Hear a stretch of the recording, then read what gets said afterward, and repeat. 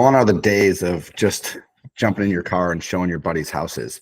We are going to be required to sign a buyer agency agreement to show anybody a property. So if you're advertising on Zillow and someone clicks a link or any of your advertising platforms and they want to see a property, you absolutely must have them fill out our buyer agency agreement or your own buyer agency agreement, but it has to outline the essentials. It has to outline what your role is as a buyer agent, what their role is as a buyer, and the compensation for this transaction.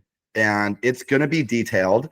It's going to be a little more time consuming, especially for people that are doing a lot of advertising on Zillow and third-party sites. You cannot get someone in the car legally without having a representation agreement. It sort of validates our business. It gives us some credibility. We're not just here to jump in cars and fly around and show you guys houses. We have a role. It's going to be outlined.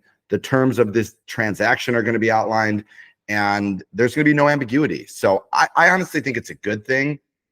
Buyers are going to hopefully be more understanding about what we do behind the scenes to get them to the end game, which is owning a home. And our compensation is going to be justified by all of this being laid out in the black and white.